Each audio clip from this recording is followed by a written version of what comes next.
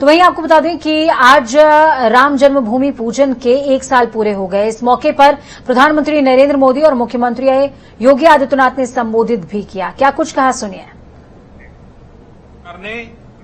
UP के सामर्थ्य को एक संकुचित नजरिए से देखने का तरीका बदल डाला है। यूपी भारत के ग्रोथ इंजन का पावर हाउस बन सकता है, ये आत्मविश्वास बीते सालों में पैदा हुआ है। यूपी के इतिहास में पहली बार सामान्य युवाओं के सपनों की बात हो रही है।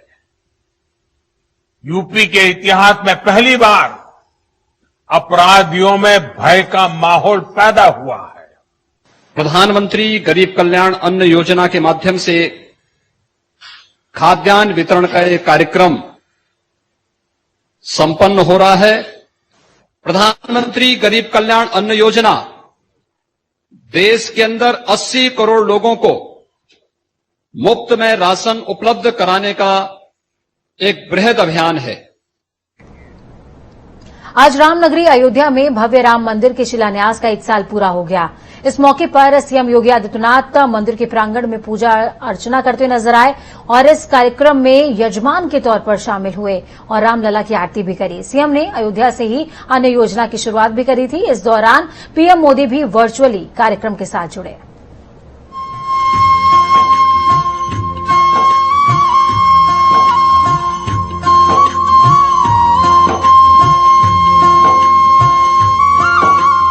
अयोध्या, वो अयोध्या जिसके कण कण में राम बसते हैं, वो अयोध्या जिसके मर्म श्री राम है, श्री राम पर ही जिसका सार और संसार है। उसी अयोध्या में भव्य राम मंदिर का निर्माण हो रहा है। भव्य राम मंदिर के शिलान्यास का आज 1 साल पूरा हो गया। आज ही के दिन प्रधानमंत्री नरेंद्र मोदी ने अयोध्या में राम मंदिर की आधारशिला रखी थी। शिला पूजन के बाद जैसे जैसे मंदिर निर्माण का काम रफ्तार पकड़ रहा है, वैसे वैसे अयोध्या भी बदल रही है। मंदिर के नींव भरने का काम लगभग 60% पूरा हो चुका है। राम मंदिर ट्रस्ट का कहना है कि 2023 तक रामलला मंदिर के गर्भगृह में विराजमान हो जाएंगे। हालांकि इसके बाद भी मंदिर के ऊपरी फ्लोर पर काम चलता रहेगा। श्री राम मंदिर के निर्माण के तहत 2021 तक मंदिर की नींव का काम पूरा करने का लक्ष्य रखा गया है, जबकि इस साल 2022 तक मंदिर में पत्थर लगाने का काम शुरू हो जाएगा। इसके बाद 2023 तक गर्भगृह में रामलला विराजित हो जाएंगे। मंदिर के ग्राउंड फ्लोर का काम पूरा करने का लक्ष्य 2024 का रखा गया है। इसके अलावा मंदिर का पूर्ण रूप तैयार करने का लक्ष्य 2025 तक रखा गया है। मंदिर की ऊंचाई को 161 फीट रखा गया है, चौड़ाई 235 फीट, जबकि मंदिर की लंबाई 360 फीट होगी। मंदिर के ग्राउंड फ्लोर पर 107 स्तंभ बनाए जाएंगे, जबकि फर्स्ट फ्लोर पर 132 स्तंभ बनाए जाएंगे। तो वहीं सेकंड फ्लोर पर 74 स्तंभ होंगे।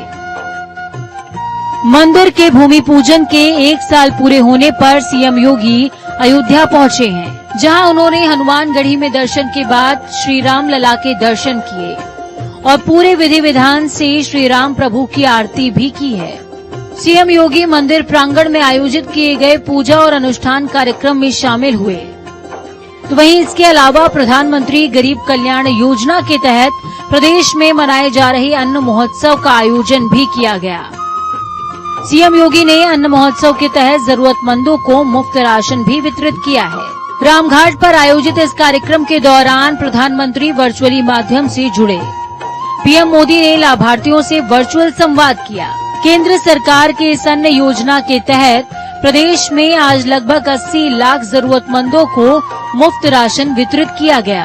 बीजेपी सरकार लगातार प्रदेश में जन जन तक अन्न योजना के तहत पहुंचने की कोशिश कर रही है और सबसे बड़ी बात ये कि जिस थैले में तमाम लोगों को ये अन्न दिया गया, उस पर नरेंद्र मोदी और योगी आदित्यनाथ की फोटो भी थी, जिससे साफ झलकता है कि बीजेपी सरकार लगातार प्रदेश में जन जन तक अन्न योजना के तहत पहुंचने की कोशिश कर रही है। बीजेपी योजनाओं से न सिर्फ लोगों से जुड़ने का प्रयास कर रही है, बल्कि अयोध्या की भव्यता और आस्था के जरिए लोगों के मन में घर बनाने का मौका भी नहीं चूकना चाहती। ब्यूरो रिपोर्ट, जनता टीवी।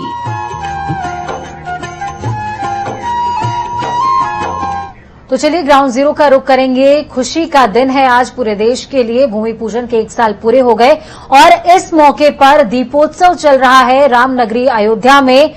तो दीपोत्सव की छटा आपको दिखाएंगे ग्राउंड जीरो से। हमारे संवाददाता बीएस लाठी हमारे साथ जुड़े हुए हैं। बीएस लाठी, क्या कुछ अपडेट है ग्राउंड जीरो से? आपके पीछे बहुत ज्यादा रोशनी है, मेरे ख्याल में दियों से जगमग है अयोध्या। देखिए पूजा जी, क्योंकि साल का ये स्वर्णिम अक्षर लिखा था आज ही के दिन 5 अगस्त की दुनिया में जो सब राम भक्तों को इंतजार था, आज ही के दिन देश के प्रधानमंत्री नरेंद्र मोदी ने राम मंदिर की आधारशिला रखी थी। आज इसी स्वर्णिम अक्षरों से आज अयोध्या के साधु संत आज दीपोत्सव यानी दीपावली के रूप में एक दीपोत्सव मैं अपने कैमरे के माध्यम से दिखाऊंगा। तो देखिए कि किस तरह से जो हमारे श्रद्धालु हैं पूरे अयोध्या में जगमग ये सब।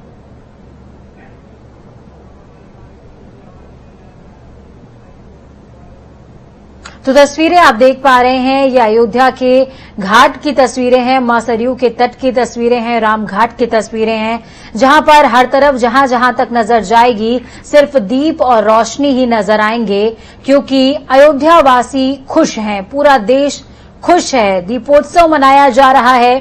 साफ तौर पर आपको बता दें कि भूमि पूजन के 1 साल पूरे हो गए हैं और ऐसे मौके पर तस्वीरें आप देख पा रहे हैं टीवी स्क्रीन पर, आपकी तस्वीरें जहां पर साधु संत दीपोत्सव मना रहे हैं। बीएस लाठी हमारे साथ जुड़े हुए हैं। बीएस लाठी, अपनी बात आप पूरी कर लें। भी तमाम जो अयोध्या में मठ मंदिरों में इस समय जो साधु हैं या देश के जो गुलाम भक्त हैं, समाज आरती हो रही है, हर मंदिर में घटियाल हो रहे हैं, पूजा पाठ किया जा रहा है और अयोध्या के सुबह से ही संतों ने मिठाई।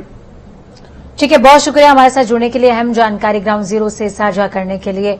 तो दीपोत्सव की छटा आपने देखी है और किस तरीके से लोगों में खुशी का माहौल भी नजर आ रहा है।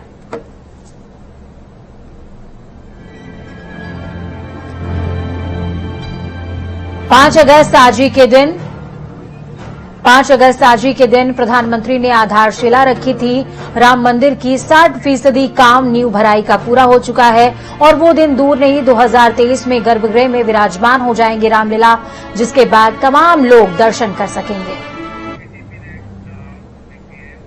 उत्तर प्रदेश में प्रधानमंत्री नरेंद्र मोदी ने अन्न उत्सव का वर्चुअल शुभारंभ किया।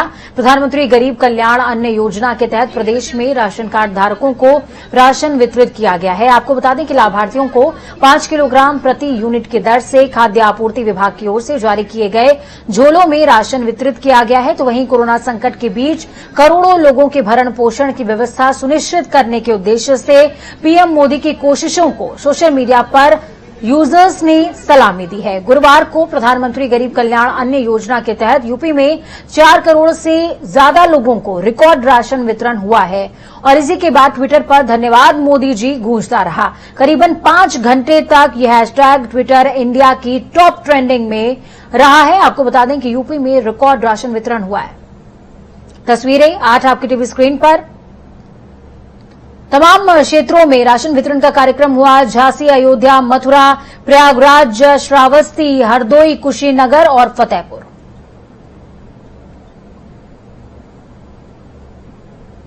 तो वहीं छोटे लोहिया के नाम से विख्यात पूर्व केंद्रीय मंत्री स्वर्गीय जनेश्वर मिश्र की जयंती पर समाजवादी पार्टी ने उत्तर प्रदेश में भव्य आयोजन किया। इस मौके पर समाजवादी पार्टी उत्तर प्रदेश की योगी आदित्यनाथ सरकार के खिलाफ प्रदेश के हर जिले में साइकिल रैली निकाल रही है। पार्टी के राष्ट्रीय अध्यक्ष अखिलेश यादव ने साइकिल रैली को रवाना करने के साथ ही उत्तर प्रदेश के विधानसभा चुनाव 2022 का बिगुल फूंक दिया है और इसके साथ नया नारा दिया। नया यूपी का ये नया जनादेश है, आ रहे अखिलेश हैं, ये नारा जारी किया गया है। इस समय आपकी टीवी स्क्रीन पर तस्वीरें आप देख पा रहे हैं। आगरा, लखनऊ, गोंडा, बलिया, मुरादाबाद, बदायूं, बाराबंकी, बहराइच तमाम क्षेत्रों की तस्वीरें हैं और 8 तस्वीरों के जरिए तासीर पूरे सूबे की समझने की कोशिश करिए कि आज किस तरीके से साइकिल रैली के जरिए लाल नजर आया पूरा उत्तर प्रदेश।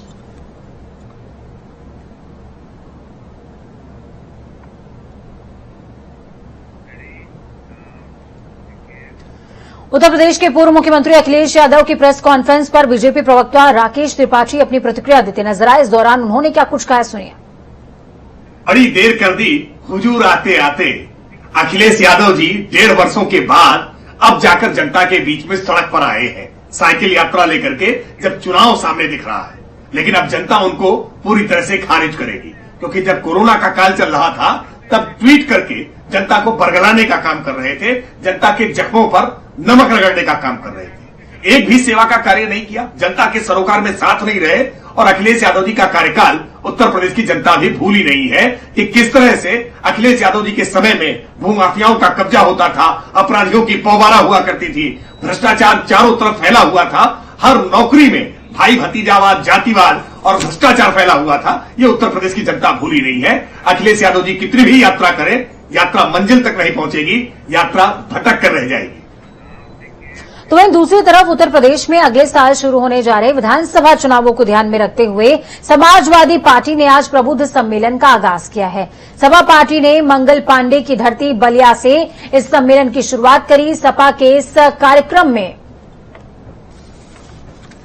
इस कार्यक्रम में प्रबुद्ध जन सम्मेलन में जनपद के दूर दराज के ब्राह्मणों का हुजूम जुटा। इस दौरान सपा ने ब्राह्मणों को जोड़ने के लिए पार्टी की ओर से उनके लिए किए गए कार्यों को बताया, साथ ही भाजपा पर भी वार किया है। इस दौरान पार्टी के कई बड़े नेता मौजूद रहे। जहाँ ये क्रांतिकारी धरती है, वही ये धरती हमको बनाने वाले हमारे गुरु की धरती है। तो खुलेआम कहता हूँ, आज मैं जो कुछ हूँ वो आदरणीय जिनेश्वर मिश्र जी के कारण हूँ। तो इसलिए मैं आपसे कहना चाहता हूँ कि इसको परिवर्तन अगर कोई कर सकता है तो ये परिवर्तन आपसे ही शुरू होगा। और उत्तर प्रदेश में कहीं परिवर्तन शुरू हुआ था तो 1857 की गदर में मंगल पांडे ने शुरू किया था। इसलिए जिम्मेदारी हम बलिया के अपने एक बैठे लोगों को, एक लोगों के, बुजुर्ग हो चाहे नौजवान साथी हो, उनको देखे जा रहे हैं। बताओ ये परिवर्तन बलिया से शुरू होगा कि नहीं होगा? होगा। बहुत बहुत धन्यवाद। तो वहीं दूसरी तरफ सीतापुर में बसपा महासचिव सतीश मिश्रा ने कांग्रेस पर निशाना साधते हुए कहा कि उत्तर प्रदेश में कांग्रेस पार्टी का वजूद ही नहीं बल्कि कांग्रेस का पूरी तरीके से सुपड़ा साफ हो गया है। और उन्होंने क्या कुछ कहा, सुनिए। देखिए, कांग्रेस के बारे में क्या कहना, जो पार्टी पहले ही से खत्म हो चुकी है। उत्तर प्रदेश में कोई नाम लेने वाला नहीं है जिस पार्टी का, उन्हीं के लोग पार्टी का नाम नहीं लेते हैं, तो हम पार्टी का नाम क्यों लेकर के अपना वक्त बर्बाद करें। ये किसने कह दिया था कि दलितों की सरकार है? ये सर्व समाज की सरकार रही है। 2007 में सर्वजन हिताय सर्वजन सुखाय पार्टी का नारा, और दलितों के साथ में सर्व समाज की सरकार थी। दलितों को जो उत्पीड़न हो रहा है और ब्राह्मण समाज का जो उत्पीड़न हो रहा है, ये तो आपने स्वयं देख लिया है। तो ये सर्व समाज की सरकार बनती है जिसमें दलितों को भी मान सम्मान मिलता है, औरों को भी मिलता है। अल्पसंख्यक कांग्रेस प्रदेश चेयरमैन शहनवाज आलम ने मुख्यमंत्री योगी आदित्यनाथ पर पलटवार करते हुए कहा कि मुख्यमंत्री की दंगाई छवि के कारण ही किसी भी बाहरी निवेशक ने प्रदेश में निवेश नहीं किया। जबकि 2018 में योगी जी ने 650 करोड़ की लागत से लखनऊ में इन्वेस्टर्स समिट किया था। इस दौरान उन्होंने कहा कि जनता के पैसे की बर्बादी के लिए योगी को प्रदेश की जनता से माफी मांगनी चाहिए।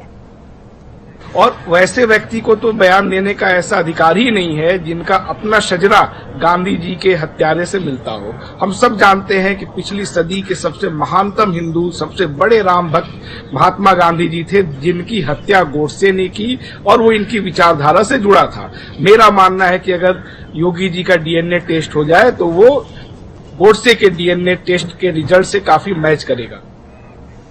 तो वहीं पूरे प्रदेश भर में नदियों का जलस्तर तेजी से बढ़ रहा है। आगरा में चंबल नदी का भी यही हाल है। बीती रात चंबल नदी ने खतरे के निशान को पार कर दिया। नदी का जलस्तर बढ़ने से आसपास के दर्जनों गांव जलमग्न हुए हैं। यहां लोगों का तटीय इलाकों से पलायन शुरू हो गया।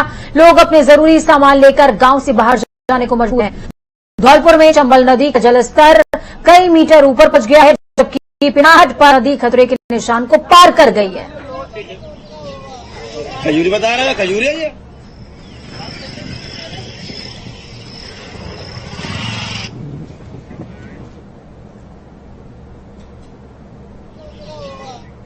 तो खबरों में आगे बढ़ते हुए रुक करेंगे देवभूमि का। उत्तराखंड विधानसभा के मानसून सत्र के दौरान सेशंस की जो तिथियां हैं वो जारी हो गई हैं। आपको बता दें कि विधानसभा का मानसून सत्र 23 अगस्त से शुरू होने वाला है। 23 अगस्त को सुबह 11 बजे से सदन की कार्यवाही शुरू हो जाएगी। पहले दिन सदन के पटल पर अध्यादेश रखे जाएंगे। 27 अगस्त को सत्र का अंतिम दिन होगा।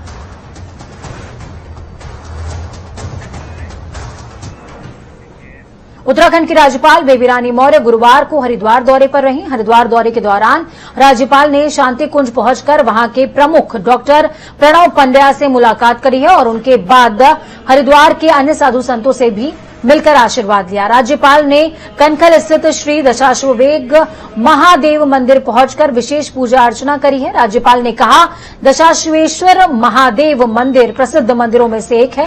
भगवान शिव की ससुराल इसको कहा जाता है। ससुराल में भगवान शिव का भव्य स्वागत किया जाता है, इसलिए राज्यपाल होने के नाते वो भगवान शिव का स्वागत करने आए हैं।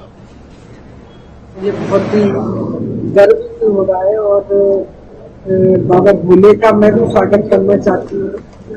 एक आनंद की अनुभूति के लिए अनुभूति के पूरे उत्तराखंड को हमारे को एकदम स्वस्थ रखे।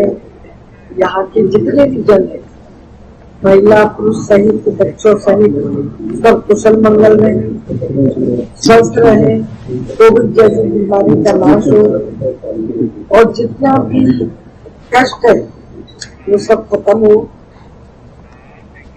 बीजेपी प्रदेश महामंत्री सुरेश भट्ट ने प्रेस कॉन्फ्रेंस करी। उन्होंने पार्टी के बारे में कहा कि बीजेपी केवल चुनाव के समय ही एक्टिव नहीं होती बल्कि हर वक्त काम करती रहती है। कोरोना महामारी के खिलाफ लगातार भाजपा कार्यकर्ताओं ने काम किया है। अब विशेषज्ञों ने कोरोना की तीसरी लहर को लेकर आगाह किया, जिसको देखते हुए बीजेपी कार्यकर्ता राष्ट्रीय स्वास्थ्य सेवक अभियान चलाते हुए जनता को जागरूक करेंगे। तो वहीं प्रदेश के बाद जिला और मंडल स्तर तक कमेटी का गठन किया जाएगा। भारतीय जनता पार्टी ने जिस प्रकार से देश भर में बहुत सारे एक्सपर्ट्स विशेषज्ञ इस बात की चेतावनी दे रहे हैं कि कोरोना की तीसरी लहर ये आ सकती है, तो भारतीय जनता पार्टी ने एक जिम्मेदार दल के जिम्मेदार कार्यकर्ता होने के नाते इस कोरोना की संभावित तीसरी लहर को मात देने के लिए समाज में जागरूकता लाने के लिए एक अभियान चलाया है, राष्ट्रीय स्वास्थ्य स्वयंसेवक अभियान, नेशनल हेल्थ वॉलंटियर कैंपेन। मौसम विभाग ने प्रदेश के कई जिलों में येलो अलर्ट जारी कर दिया। अगले 48 घंटों में भारी बारिश की चेतावनी है। मौसम विभाग के हिसाब से नैनीताल, बागेश्वर, पिथौरागढ़ में भारी बारिश की संभावना, तो वहीं देहरादून, उत्तरकाशी, चमोली, टिहरी जिलों में 4 दिनों तक जमकर बारिश हो सकती है। हल्द्वानी में पुलिस ने इंश्योरेंस के नाम पर ठगी करने वाले एक गिरोह का खुलासा किया। मामले की जानकारी देते हुए एसएसपी ने बताया कि पुलिस ने 3 आरोपियों को दिल्ली से गिरफ्तार किया है। तीनों साइबर ठग दिल्ली के रहने वाले हैं। हल्द्वानी थाने में 8 जुलाई 2021 को एक मामला दर्ज कराया गया था। उत्तराखंड के अलावा उत्तर प्रदेश, पंजाब, हरियाणा आदि तमाम राज्यों में ठगी के कई केसेस पाए गए हैं, जिनकी जानकारी हल्द्वानी पुलिस ले रही है।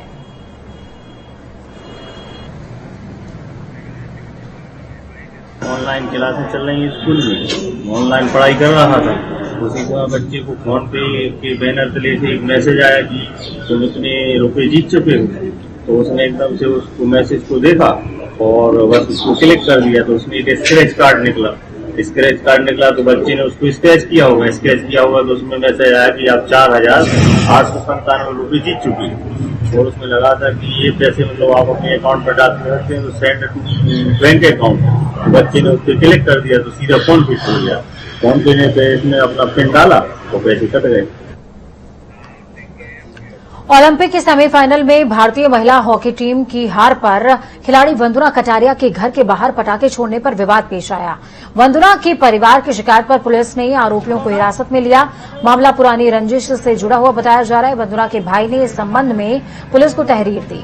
पुलिस छानबीन कर रही है, तो वहीं आरोपियों के खिलाफ सख्त कार्रवाई न होने पर वंदना के परिवार ने आत्मदाह की चेतावनी भी दी है। ये जो है कल रात को जब हमारे पास थाने में सूचना मिली थी, लिखित तहरीर उनका वंदना कटारिया का भाई ने तहरीर दिया है कि इंडियन वुमेन टीम जो ओलंपिक्स में हारने के बाद जो है इनका पड़ोस द्वारा जो आतिशबाजी चलाना और शादी शब्दों का प्रयोग करने का आरोप लगाते हुए एक तहरीर दिया है। उस दायरे के आधार पर जो है हमने तत्काल रूप से एफआईआर कायम किया है सेक्शन 504 आईपीसी एवं सेक्शन 3 एससी है और ये उनके अभियुक्त को जो है हमने गिरफ्तार करके रिमांड के लिए भेजा। वक्त यहाँ पर छोटे से ब्रेक का। ब्रेक के उस पार खबरों का सफर लगातार जारी रहेगा। बने रहिए जनता टीवी के साथ, क्योंकि हमें आपकी ताकत जनता टीवी की ये कामना है कि आपका आने वाला समय आज से बेहतरीन हो।